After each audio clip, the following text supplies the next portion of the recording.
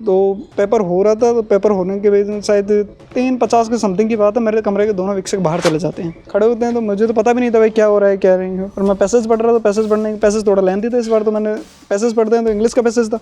वैसे इधर उधर देखते ही एक क्वेश्चन में ऐसे मेरे सामने 4-5 हो गए, तो ऐसे नज़रें मिली तो वो मेरे साथ पास में है। तो मैंने उनको बोल दिया भाई एग्जाम ही कंडक्ट मत करो ना, जब नौकरी देने तो ऐसे दे दो, मैं बाहर निकल जाता हूँ। आपकी नहीं हो प्रॉब्लम, मेरी प्रॉब्लम, कितनी कट ऑफ जाएगी कितनी नहीं जाएगी वो मेरे इश्यू है, मैं देख लूंगा क्या है क्या नहीं। ऑनलाइन तैयारी, ऑफलाइन जैसा अनुभव कपिल सर के मार्गदर्शन में करें आरएएस, पीएसआई, ईओ, आरओ और अन्य भर्ती परीक्षाओं की तैयारी बूस्टर एकेडमी के साथ। अभी डाउनलोड करें बूस्टर एकेडमी ऐप। अभी एलडीसी का एग्ज़ाम हुआ था 5 जुलाई 2026 को, जो लिपि ग्रेड सेकंड भी बोलते हैं उसको। और ये एग्ज़ाम मेरा सेंटर आया था देवनारायण बालिका आवासीय विद्यालय यूसुफरा चराई टोंक में, जो यहाँ से दूर भी है, ग्रामीण इलाके में। वैसे नगर परिषद क्षेत्र में आता है, पर ग्रामीण इलाके में मेडिकल कॉलेज के जस्ट पास में।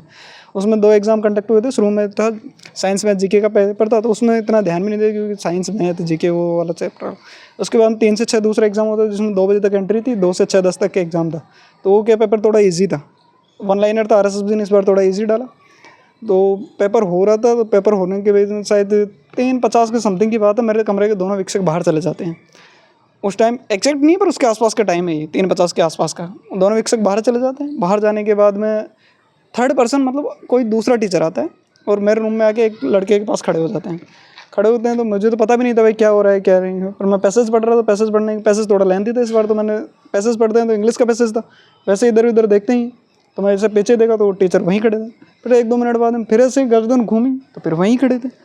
थर्ड टाइम देखा तो फिर उन्होंने क्या उंगली से इंडिकेट कर रहे थे क्वेश्चंस को, तो मैं देखता रहा भाई क्या हो रहा है। फिर इसके बाद में वो बंदा क्या ना टिक कर रहा था ऐसे कि जबकि ओमार में अगर कुछ होता तो गोले भरता, और वो एक क्वेश्चंस में ऐसे मेरे सामने 4-5 हो गए। तो ऐसे नज़रें मिली तो वो मेरे साथ पास में है, मेरे पास में आते हैं। मैंने उनको बोला तुम ही बैठ जाओ एग्जाम में, क्या ज़रूरत है। तो बाहर निकल गए। बाहर निकलने के बाद मेरे शिक्षक जो रूम के दोनों शिक्षक थे वो अंदर आते हैं, वो बोलते हैं क्या हुआ। तो मैंने उनको बोल दिया भाई एग्जाम ही कंडक्ट मत करो ना, जब नौकरी देने तो ऐसे ही दे दो, मैं बाहर निकल जाता हूँ। फिर उन्होंने उस टाइम तो कुछ नहीं, वो भी थोड़ी देर के लिए बाहर निकल गए। बाहर निकलने के बाद में फिर वापस अंदर आते हैं। मेरा भेजा वैसे ही ख़राब हो गया क्योंकि पढ़ के आए हैं, और फिर इसके बाद में अगर ऐसे टिपा रहे हैं तो फिर मतलब क्या है। नकल करवा रहे थे सामने? बिल्कुल, वो नकली तो हुई ना। वो मतलब अगर ऐसे टिक कर रहे हैं तो फिर वो नकली हुई ना। ओमर में तो ऐसे वो होते नहीं है, और ओमर में होता भी तो उन टीचर का कोई काम नहीं होता नहीं, क्योंकि शिक्षक बाहर थे और तब तक हमारी अटेंडेंस वगैरह सब चीज़ें जा चुकी थी। उस टाइम कुछ भी नहीं था।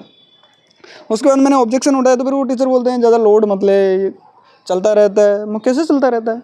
फिर उन्होंने बोला कि ज़्यादा कट ऑफ जाएगी नहीं, क्योंकि मैं ओमर भर चुका था, तो ओमर पूरी नहीं हुई तो मतलब भर दिया था मैंने, तो भर रहा था। तो उन्होंने बोला ज़्यादा नेगेटिव मार्किंग मत करना, कट ऑफ ज़्यादा नहीं जाएगी। तो मैंने बोला भाई आपकी नहीं हो प्रॉब्लम, मेरी प्रॉब्लम, कितनी कट ऑफ जाएगी कितनी नहीं जाएगी वो मेरे इश्यू है, मैं देख लूँगा क्या है क्या नहीं। इसके बाद में उन्होंने कुछ समझाया नहीं। मेरे सिर्फ ऐसे 1-2 बार हाथ फेरा ऐसे नॉर्मली जैसे वो करते भी है। उसके बाद उन्होंने मेरा आधार कार्ड ढंग से चेक किया। जब तक हो चुका था 1-1.5 घंटा का सर ड्यूरेशन हो चुकी थी, अटेंडेंस वगैरह दोबारा चेक किया। मुझे कुछ नहीं बोला, बस आधार कार्ड देखा। देखने के बाद में फिर मैं तो वैसे हाइपर हो गया था, हाइपर मेरा पेपर। उसके बाद जो मुझे लगता है जितने क्वेश्चन अटेंड किया ना 50% गलत हुए, जबकि होना नहीं चाहिए था, क्योंकि पेपर इतना ईजी है अगर कोई नॉर्मल इंसान देगा ना उसके भी 100+ क्वेश्चन आराम से इजीली सही होंगे। उसके बाद में ठीक है, फिर मैंने 3 घंटे हो गए। तो फिर 3 घंटे होने के बाद जैसे ओमआर जमा हुई, ओमआर जमा होने के बाद में वो लिफाफे में पैक हुई। फिर मैंने अब डर नहीं है, टीचर भाई अपने ओमआर में कुछ कर दें वो कर दें। तो मैंने उन टीचर को शिक्षक को पूछा भाई सर ये कैमरे चालू है या नहीं है। तो उन्होंने बोला कि मैं लैंडमैन थोड़े हूँ, तो लैंडमैन थोड़े। मैंने ये तो पता चल जाएगा कि क्या होगा, मैं अपन कोर्ट में मिलेंगे ज़रूर। तो उन्होंने बोला कि तेरी इच्छा हो जो कर लेना। फिर मैंने उनको बोल गया मेरे को 7 दिन में मिलेंगे, अपने अगले 7 दिन में मिल जाएंगे। उसके बाद मैं बाहर निकला। बाहर निकलने के बाद जो वीडियोग्राफी करने वाला था मैंने उसको बोल के आया था कैमरे में, मैं बंद कर दे इसको। उसने कोई जवाब नहीं दिया। बाहर आते हैं ASI थे रामगोपाल जी। तो मैंने उनको बोला कि सर आपके अंदर एंट्री नहीं है क्या। तो उन्होंने बोला भाई क्या हुआ। मैं को सर ऐसे अंदर टिपा रहे हैं। तो उन्होंने बोला कि हमारी अंदर एंट्री नहीं है, ये अंदर वालों का काम। जैसे मैं बाहर निकला, बाहर निकल के बनने के बाद में घर वालों को फ़ोन आ रखा था, मेरे चाचा जी, भैया, पापा और का इनका पेपर कैसा रहा क्या रहा, क्योंकि सबको एक्सपेक्टेशंस होती है।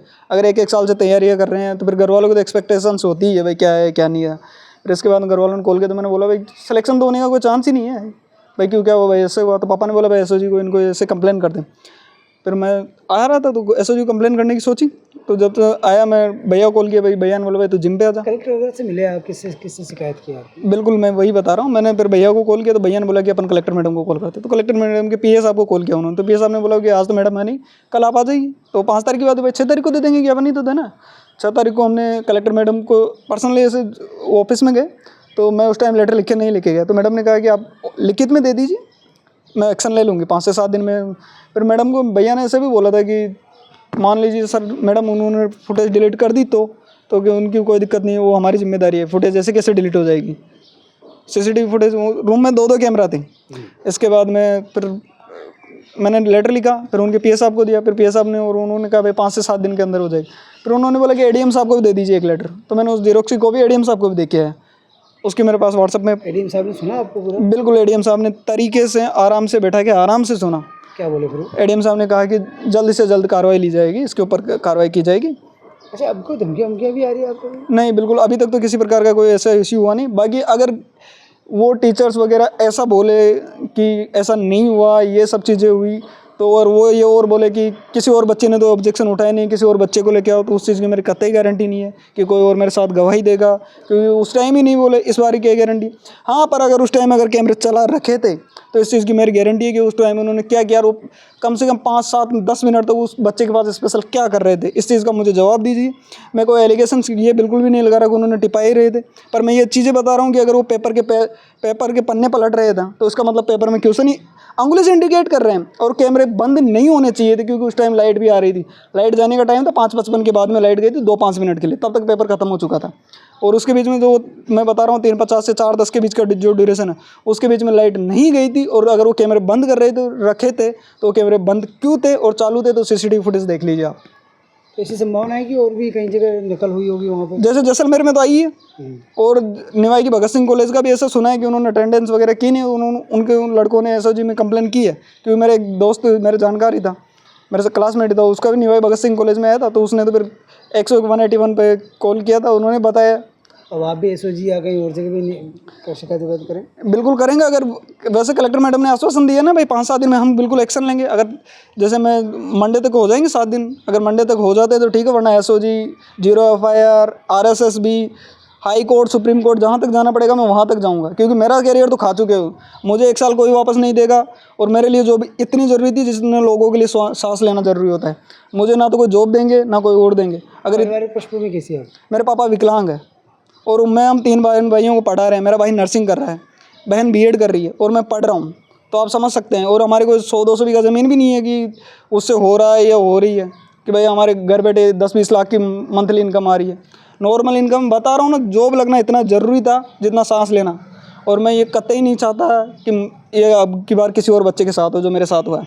मेरा पेपर ख़राब हुआ उन लोगों की वजह से, या तो वो लोग मुझे कंपनसेशन दे दे, वो जितना कितना दे सकते। मैं ये मानता हूँ कि अगर उन्होंने टिपाया है वो किया है तो बिना पैसे लिए तो नहीं किए होंगे, क्योंकि फ्री में तो कोई खुद की रिस्क लेता ही नहीं है। और मैं एलिगेशन से नहीं लगा रहा कि वो टिपा ही रहे हैं, पर यह है कि वो क्या कर रहे थे इसकी जांच की जाए। और अगर वो टिपा रहे हैं तो फिर मुझे कंपनसेशन, क्योंकि मेरा तो भेजा खराब हुआ, उनकी वजह से बहस हुई, आर्ग्यूमेंट्स हुए। और टीचर ने मुझे ये भी बोला था ना कि देख लेना कोर्ट में, तेरी इच्छा हो जो कर लेना। ये कैमरे में शायद वॉइस रिकॉर्डिंग नहीं हो, पर उसके उस ड्यूरेशन के बाद 4-5 बार तो कन्वर्सेशन हुई है, वो कैमरे में आएगी आराम से। अगर कैमरा चालू है तो दिखाइए मुझे, मैं सीसीटीवी फुटेज की ये है। और मुझे कंपनसेशन कितना दे सकते हैं वो बताइए भाई, क्या कर देंगे वो मेरे लिए, क्योंकि मेरा तो ख़राब हो गया। मैं फर्स्ट ग्रेड की तैयारी कर रहा था लास्ट ईयर, इतना सीरियस कि उन्होंने दोबारा फर्स्ट ग्रेड की वैकेंसी है वो छोड़ के भाई 11,000 की LDC की जॉब है, 11,000 की वैकेंसी है, 10,444 की, उसमें तैयारी करने लगा। और उसमें अगर ये सब चीज़ें हो रही है और मैं आवाज़ नहीं उठाता, ये कैसे पॉसिबल हो सकता है? सही है। और अब मेरे लिए क्या कर सकते हैं मुझे ये बताइए भाई, वो टीचर क्या कर लेंगे मेरे लिए, या कोई और क्या कर लेगा, या जितने भी पॉलिटिशियंस है या जो एडमिनिस्ट्रेशंस में टोंकी में कहीं भी हो, भजन लाल जी क्या कर लेंगे, कोई भी क्या कर लेगा मेरे लिए, मैं ये पूछना चाहता हूँ। मुझे जॉब दे देंगे या कंपनसेशन दे देंगे भाई, 10-20 करोड़ का तो नहीं देंगे ना। और मैं केस लड़ूंगा तो ऊपर से वकील, ये सब चीज़ों का खर्चा कौन देगा, मुझे ये बता दीजिए। एक लिपिक का ग्रेड 2 के अंदर एक परीक्षार्थी ने नकल करवाने का आरोप लगाया है, शिकायत भी आपको की है, किस तरह से जांच कमेटी बनाई है, क्या करें? एक परीक्षार्थी ने अभी जो पिछले दिनों एक एग्ज़ाम हुई थी LDC की, उसमें कोई विक्षेप की शिकायत की थी कि वो किसी पर्टिकुलर कैंडिडेट को फेवर कर रहे हैं। उसके संबंध में हमने उसका परिवाद लिया है, और बाकी उस केंद्र के केंद्र शिक्षक, सुपरवाइजर और जो संबंधित शिक्षक है उनसे हम स्पष्टीकरण ले रहे हैं। साथ ही हमने उनसे जानकारी करी है, बात करी है, तो उन्होंने हमको ये बताया है कि जो परीक्षार्थी उसने सेंटर पे किसी प्रकार की किसी को कोई शिकायत इस प्रकार की नहीं करी। जो सेंटर सुप्रीडेंट है, वहाँ पे हमारे ऑब्जर्वर होते हैं, हमारी फ्लाइंग जाती है, उनको इस प्रकार की कोई शिकायत उन्होंने परीक्षा के दरमियान नहीं करी थी, परीक्षा समाप्त होने के दूसरे दिन उन्होंने शिकायत करी थी। तो इसके संबंध में हम जो है उनसे स्पष्टीकरण लेंगे।